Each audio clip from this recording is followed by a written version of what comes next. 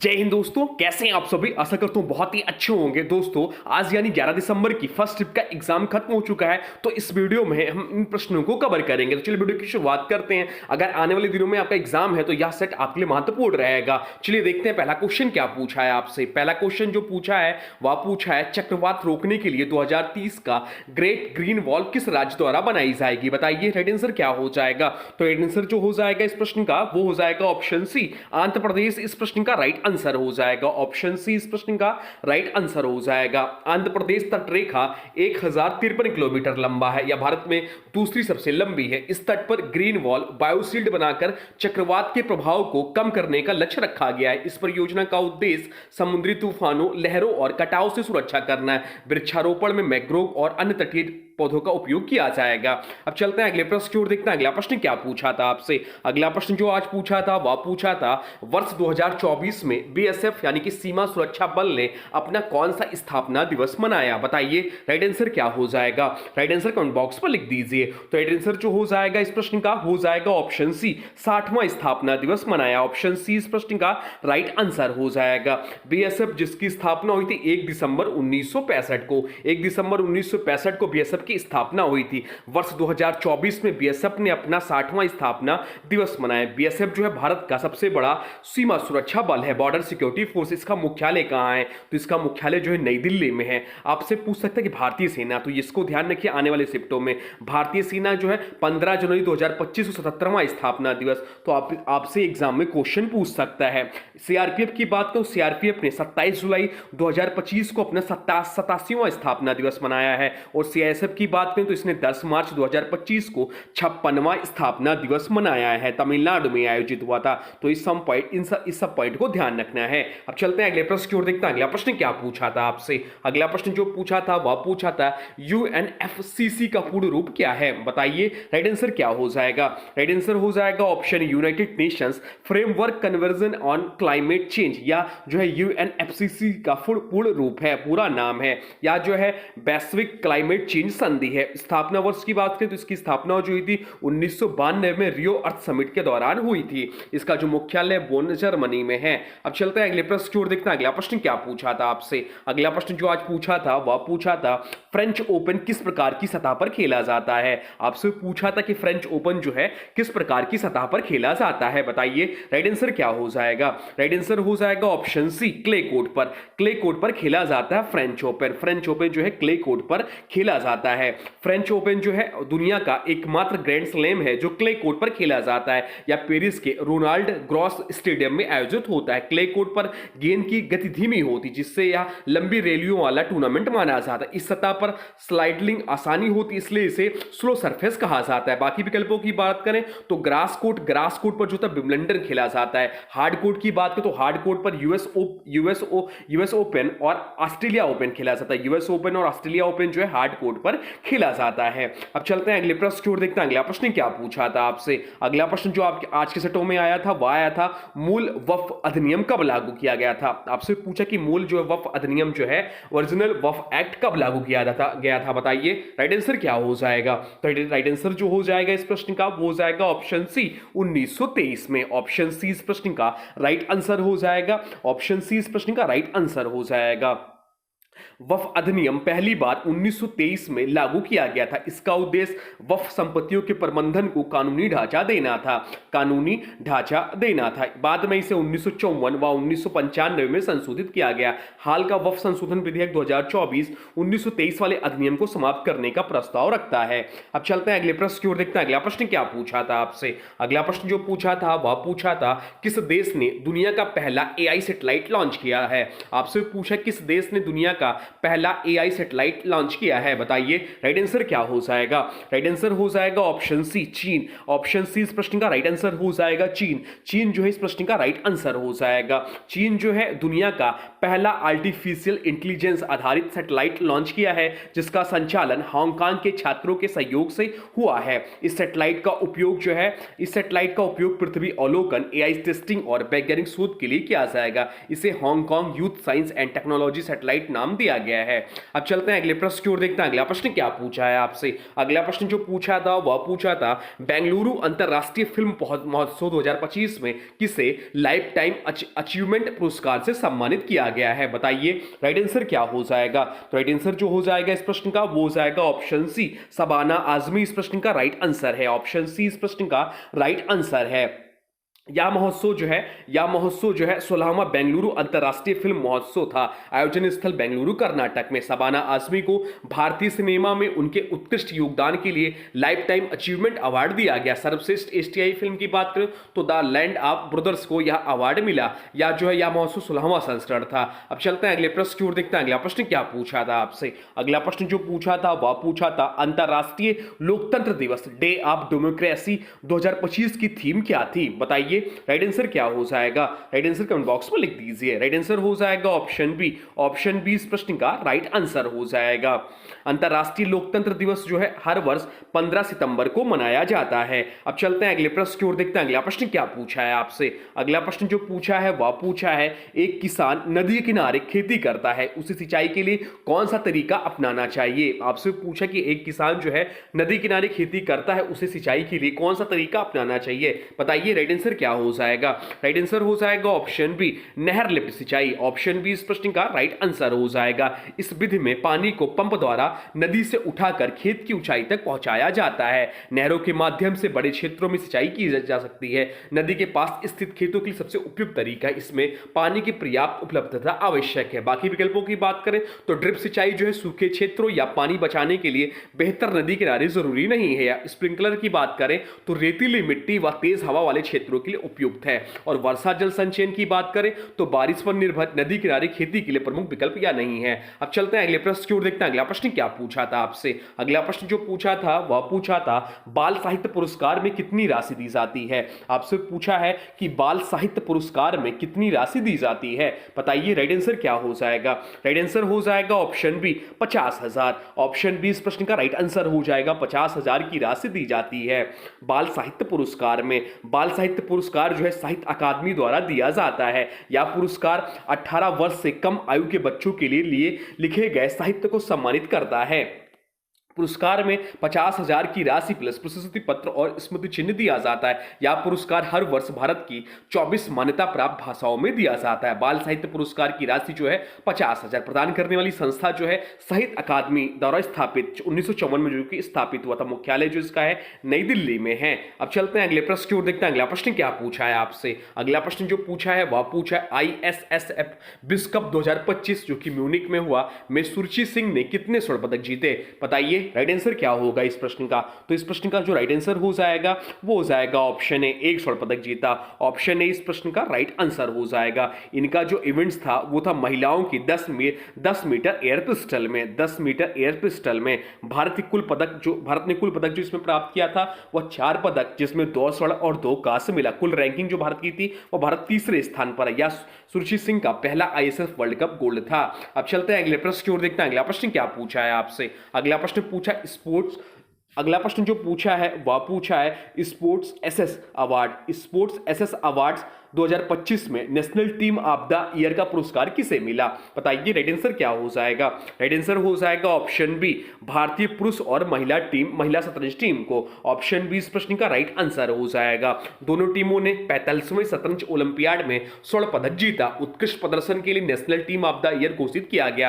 पुरुष व महिला दोनों टीमों का 2024-25 में शानदार अंतरराष्ट्रीय रिकॉर्ड रहा। यह पुरस्कार स्पोर्ट्स एसएस अवार्ड 2025 में प्रदान किया गया। Sports star of the year पुरुष को जो अवार्ड मिला वह PR राजश्री रिजेश को मिला। और स्पोर्ट्स ऑफ द ईयर महिला पुरस्कार जो मिला मनु भाकर को मिला, शूटिंग की जो खिलाड़ी हैं। अब चलते हैं अगले प्रश्न की ओर, देखते हैं अगला प्रश्न क्या पूछा है आपसे। अगला प्रश्न जो पूछा है वह पूछा है क्लोरीन का इलेक्ट्रॉनिक विन्यास क्या है। आपसे पूछा कि क्लोरीन का इलेक्ट्रॉनिक विन्यास क्या है। तो क्लोरीन का इलेक्ट्रॉनिक विन्यास करने के लिए सबसे पहले आपको इसका परमाणु क्रमांक आना चाहिए। तो इसका परमाणु क्रमांक जो है 17 है। 17 इसका परमाणु क्रमांक होता है। तो इसका इलेक्ट्रॉनिक विन्यास जो होगा 2 287 होगा। ऑप्शन बी 287 इसका राइट आंसर हो जाएगा। क्लोरीन जिसका परमाणु क्रमांक 17 है, इलेक्ट्रॉनिक वितरण के लिए KLM स्तरों में भरते हैं। इसका इलेक्ट्रॉनिक विन्यास होगा 287, कुल 17 इलेक्ट्रॉन। बाहरी कक्षा में जो है यम सेल में 7 इलेक्ट्रॉन होंगे, इसलिए अत्यधिक अपक्रियाशील होता है। इलेक्ट्रॉनिक विन्यास की बात करें तो परमाणु क्रमांक से तय होता है। बाहरी इलेक्ट्रॉन की संख्या जो है अपक्रियाशीलता तय करती है। क्लोरीन जो है हैलोजन समूह का सदस्य है, एक इलेक्ट्रॉन ग्रहण करके क्लोरीन आयन बनाता है। अब चलते हैं अगले प्रश्न की ओर, देखते हैं अगला प्रश्न क्या पूछा है आपसे। अगला प्रश्न जो पूछा था वह पूछा था वोल्ट मीटर क्या मापता है। आपसे पूछा है कि वोल्ट मीटर जो है क्या मापता है, बताइए राइट आंसर क्या हो जाएगा। राइट आंसर हो जाएगा ऑप्शन सी विभवांतर को। ऑप्शन सी इस प्रश्न का राइट आंसर हो जाएगा। वोल्ट मीटर को सर्किट में पैरेलल जोड़ा जाता है, जिसकी प्रतिरोध क्षमता बहुत अधिक होती है, दो बिंदुओं के बीच विभव अंतर मापता है। माप की SI इकाई वोल्ट होती है। अब चलते हैं अगले प्रश्न की ओर, देखते हैं अगला प्रश्न क्या पूछा है आपसे। अगला प्रश्न जो पूछा है वह पूछा है नर और मादा में किस प्रकार का प्रजनन होता है। आपसे पूछा है कि नर और मादा में किस प्रकार का प्रजनन होता है, बताइए राइट आंसर क्या हो जाएगा। राइट आंसर हो जाएगा ऑप्शन बी लैंगिक प्रजनन होता है, सेक्सुअल रिप्रोडक्शन होता है। ऑप्शन बी इस प्रश्न का राइट आंसर हो जाएगा। मनुष्य में नर और मादा युग्मों का संलयन होता है, निषेचन से जाइगोट बनता है जो आगे भ्रूण में विकसित होता है। या द्विलिंगी प्रजनन है, दो माता पिता की आवश्यकता होती है। आनुवंशिकता विविधता इसी प्रक्रिया से मिलती है। बाकी विकल्पों की बात करें तो अलैंगिक जो इसमें एक ही जनक होता है, जैसा हाइड्रा अमीबा। विखंडन की बात करें तो अमीबा स्पाइरोगाइरा में होता है, मनुष्यों में नहीं। मुकुलन की बात करें तो हाइड्रा ईस्ट में होती है, मनुष्यों में नहीं। अब चलते हैं अगले प्रश्न की ओर, देखते हैं अगला प्रश्न क्या पूछा है आपसे। अगला प्रश्न जो पूछा है वह पूछा है किसी ग्रह के गुरुत्वीय त्वरण का सूत्र क्या है। आपसे पूछे किसी ग्रह के गुरुत्वीय त्वरण का सूत्र क्या है, बताइए राइट आंसर क्या हो जाएगा। राइट आंसर हो जाएगा वो हो जाएगा ऑप्शन बी। ऑप्शन बी इस प्रश्न का राइट आंसर हो जाएगा। G बराबर GM बटे R स्क्वायर होगा इसका। ऑप्शन बी इस प्रश्न का राइट आंसर हो जाएगा। यह सूत्र बताता है कि ग्रह का गुरुत्वाकर्षण उसके द्रव्यमान और त्रिज्या पर निर्भर करता है। त्रिज्या बढ़ने पर गुरुत्वीय त्वरण घटता है, क्योंकि R स्क्वायर हर में है। G बराबर जो गुरुत्वाकर्षण स्थिरांक होता है, इसका मान जो है 6.67 × 10⁻11 न्यूटन मीटर स्क्वायर बटे किलोग्राम स्क्वायर है। पृथ्वी पर G का मान लगभग 9.8 मीटर प्रति सेकंड स्क्वायर होता है, यह भी ध्यान रखिएगा। अब चलते हैं अगले प्रश्न की ओर, देखते हैं अगला प्रश्न क्या पूछा है आपसे। अगला प्रश्न जो पूछा है वह पूछा है ओजोन परत को नुकसान मुख्य रूप से किसके कारण हो रहा है। आपसे पूछा है कि ओजोन परत को नुकसान मुख्य रूप से किसके कारण हो रहा है, बताइए राइट आंसर क्या हो जाएगा। तो राइट आंसर जो हो जाएगा वो हो जाएगा ऑप्शन बी। ऑप्शन बी इस प्रश्न का राइट आंसर हो जाएगा। CFC इसका प्रमुख कारण है, क्लोरोफ्लोरोकार्बन इसका प्रमुख कारण है।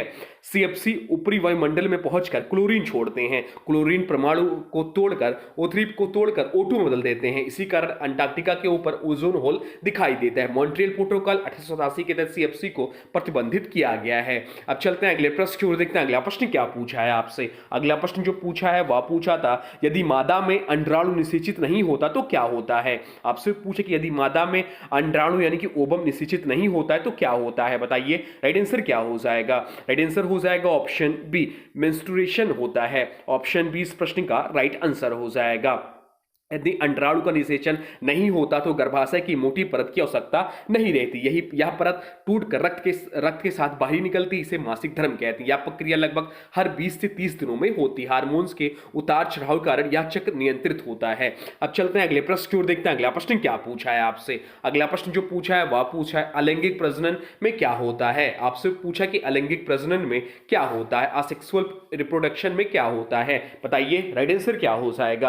राइट आंसर हो जाएगा ऑप्शन सी। ऑप्शन सी इस प्रश्न का राइट आंसर हो जाएगा। एक ही जनक में नया जीव बनता है, जैसे विखंडन, मुकुलन। ऑप्शन सी इस प्रश्न का राइट आंसर हो जाएगा। अलैंगिक प्रजनन में केवल एक ही माता पिता की आवश्यकता होती है, युग्मक नहीं बनते और निषेचन नहीं होता। संतान अपने जनक की बिल्कुल प्रतिकृति होती है, उदाहरण के तौर पर विखंडन, मुकुलन, पुनर्जनन आदि। अब चलते हैं अगले प्रश्न की ओर, देखते हैं अगला प्रश्न क्या पूछा है आपसे। अगला प्रश्न जो पूछा है वह पूछा है न्यूरॉन के मुख्य भाग कौन कौन से होते हैं। आपसे पूछा है कि न्यूरॉन के मुख्य भाग कौन कौन से होते हैं, बताइए राइट आंसर क्या हो जाएगा। राइट आंसर हो जाएगा ऑप्शन डी उपयुक्त सभी, यानी कि सेल बॉडी, डेंड्राइट्स और एक्सॉन टर्मिनल, ये सभी जो है न्यूरॉन के मुख्य भाग होते हैं। न्यूरॉन के मुख्य भाग सेल बॉडी, डेंड्राइट्स, एक्सॉन मिलकर संदेश यानी कि के नर्वस इम्पल्स का संचार करते हैं। डेंड्राइट्स जो है संदेश प्राप्त करते हैं, डेंड्राइट्स जो है संदेश प्राप्त करते हैं, एक्सॉन जो है संदेश दूसरी कोशिका तक पहुंचाता है, और सेल बॉडी जो है साइटोन में नाभिक होता है और यह न्यूरॉन का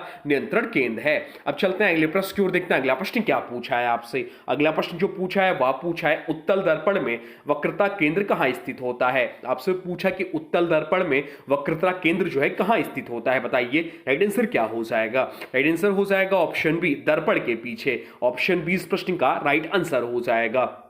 उत्तल दर्पण की परावर्तक सतह अंदर की ओर होती है और वक्रता केंद्र बाहर की ओर पड़ता है। यह दर्पण हमेशा आभासी, सीधा और छोटा प्रतिबिंब बनाता है। इसका उपयोग वाहन के रियर व्यू मिरर और रोड सेफ्टी मिरर में होती है। उत्तल दर्पण का फोकस और वक्रता केंद्र दर्पण के पीछे माने जाते हैं। अब चलते हैं अगले प्रश्न की ओर, देखते हैं अगला प्रश्न क्या पूछा है आपसे। अगला प्रश्न जो पूछा है वह पूछा है जब कार्बन डाइऑक्साइड यानी कि CO2 को चूने के पानी में प्रभावित किया जाता है तो कौन सा यौगिक बनता है, बताइए राइट आंसर क्या हो जाएगा। राइट आंसर हो जाएगा ऑप्शन सी, कैल्शियम कार्बोनेट बनता है। ऑप्शन सी इस प्रश्न का राइट आंसर हो जाएगा।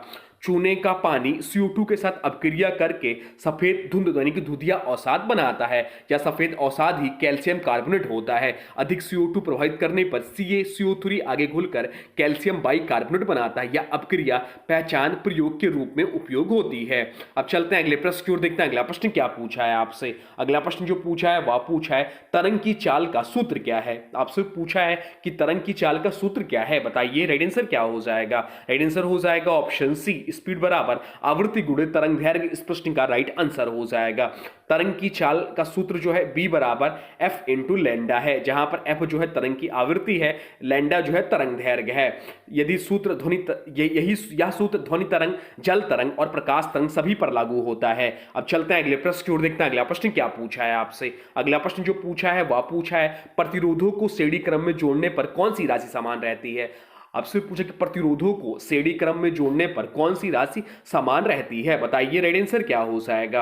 राइट आंसर हो जाएगा ऑप्शन बी, विद्युत धारा इस प्रश्न का राइट आंसर हो जाएगा। ऑप्शन बी जो है इस प्रश्न का राइट आंसर हो जाएगा। सीरीज में करंट हर बिंदु पर समान रहता है, वोल्टेज अलग अलग प्रतिरोधों में बढ़ जाता है। कुल प्रतिरोध जो होता है R बराबर R1 plus R2 plus R3 यही बढ़ता रहता है। पैरेलल में वोल्टेज समान होता है, सीरीज में करंट समान होता है। अब चलते हैं अगले प्रश्न की ओर, देखते हैं अगला प्रश्न क्या पूछा है आपसे। अगला प्रश्न जो पूछा है वह पूछा है त्वचा जो है किस प्रकार के ऊतक से बनी होती है। आपसे पूछा कि त्वचा जो है किस प्रकार के ऊतक से बनी होती है, बताइए राइट आंसर क्या हो जाएगा। राइट आंसर हो जाएगा ऑप्शन सी। ऑप्शन सी इस प्रश्न का राइट आंसर हो जाएगा। स्त्रीकृत सल्की उपकला से बना होता है। त्वचा की बाहरी परत जो है एपिडर्मिस इसी उपकला ऊतक से बनी होती है। या ऊतक कई परतों से बना होता है जो सुरक्षा प्रदान करता है। घर्षण, चोट और संक्रमण से बचने में अत्यंत महत्वपूर्ण है। मानव शरीर में सबसे अधिक पाया जाने वाला उपकला ऊतक है। अब चलते हैं अगले प्रश्न की ओर, देखते हैं अगला प्रश्न क्या पूछा है आपसे। अगला प्रश्न जो पूछा है वह पूछा है निम्नलिखित में से कौन सा एक आणविक यौगिक है। आपसे पूछा है कि निम्नलिखित में से कौन सा एक आणविक यौगिक है, बताइए राइट आंसर क्या हो जाएगा। राइट आंसर हो जाएगा ऑप्शन बी, H2 यानी कि पानी। पानी इस प्रश्न का राइट आंसर हो जाएगा। H2O में सहसंयोजक बंध होता है। आणविक यौगिक जो है non metal plus non metal का संयोजन होता है। H2O में हाइड्रोजन प्लस ऑक्सीजन दोनों अधातु कोवलेंट यौगिक छोटे अणुओं के रूप में पाए जाते हैं। अब चलते हैं अगले प्रश्न की ओर, देखते हैं अगला प्रश्न क्या पूछा है आपसे। अगला प्रश्न जो पूछा है वह पूछा है न्यूटन के दूसरे नियम के अनुसार यदि किसी वस्तु पर असंतुलित बल लगाया जाए तो क्या होगा, बताइए राइट आंसर क्या हो जाएगा। राइट आंसर हो जाएगा ऑप्शन बी, वस्तु में त्वरण उत्पन्न होगा। ऑप्शन बी इस प्रश्न का राइट आंसर हो जाएगा। न्यूटन का दूसरा नियम कहता है कि किसी की असंतुलित बल से वस्तु में त्वरण उत्पन्न होता है। त्वरण बल के समानुपाती और द्रव्यमान के व्युत्क्रमानुपाती होता है। संतुलित बल होने पर त्वरण नहीं बनता, लेकिन असंतुलित बल पर वस्तु की चाल बदलती है। असंतुलित बल वस्तु की गति की अवस्था में परिवर्तन करता है। अब चलते हैं अगले प्रश्न की ओर, देखते हैं अगला प्रश्न क्या पूछा है आपसे। अगला प्रश्न जो पूछा है वह पूछा है दो तार A और B की लंबाई समान है, लेकिन A का क्षेत्रफल B से 2 गुना है तो उसके प्रतिरोधों का अनुपात क्या होगा, बताइए राइट आंसर क्या हो जाएगा। राइट आंसर हो जाएगा ऑप्शन ए 1:2 होगा। यह प्रश्न आपसे पूछा गया था। प्रतिरोध R जो है क्षेत्रफल A के व्युत्क्रमानुपाती होता है। तार A का क्षेत्रफल B से 2 गुना है तो उसका प्रतिरोध आधा होगा। इसलिए तार की लंबाई और पदार्थ समान होने पर प्रतिरोध केवल क्षेत्रफल पर निर्भर करता है। अब चलते हैं अगले प्रश्न की ओर, देखते हैं अगला प्रश्न क्या पूछा था आपसे। अगला प्रश्न जो पूछा था वह पूछा था उत्तल दर्पण में कौन सी राशि हमेशा धनात्मक होती है। आपसे पूछा था उत्तल दर्पण में कौन सी राशि हमेशा धनात्मक होती है, बताइए राइट आंसर क्या हो जाएगा। राइट आंसर हो जाएगा ऑप्शन बी फोकस दूरी और वक्रता तिरछा। ऑप्शन बी इस प्रश्न का राइट आंसर हो जाएगा। उत्तल दर्पण पर का फोकस दर्पण के पीछे स्थित माना जाता है। दर्पण सूत्र में पीछे की दिशा को धनात्मक माना जाता है, इसलिए कन्वेक्स मिरर में एफ और आर हमेशा पॉजिटिव लिए जाते हैं। इसी कारण इसका इमेज हमेशा आभासी, सीधी और छोटी बनती है। अब चलते हैं अगले प्रश्न की ओर, देखते हैं अगला प्रश्न क्या पूछा है आपसे। अगला प्रश्न जो पूछा है वह पूछा है एथेनोइक एसिड एक अम्ल है, या सिद्ध करने के लिए इसकी अभिक्रिया किससे कराई जाती है, बताइए राइट आंसर क्या हो जाएगा। राइट आंसर हो जाएगा ऑप्शन बी NaOH से, यानी कि क्षार से इसकी अभिक्रिया कराई जाती है। अम्ल और क्षार की जब अभिक्रिया कराई जाती है तो लवण प्लस पानी मिलता है। एथेनोइक एसिड NaOH से अभिक्रिया कर सोडियम एसीटेट पानी बनाता है। ज्ञापक क्रिया उष्माक्षेपी होती है, यानी कि हीट निकलती है। इस अभिक्रिया से एथेनोइक एसिड का अम्लीय स्वभाव सिद्ध होता है। एथेनोइक एसिड की बात करें तो इसका जो रासायनिक सूत्र होता है वो CH3COOH है। यह एक कमजोर अम्ल होता है, या नीले लिटमस को लाल करता है।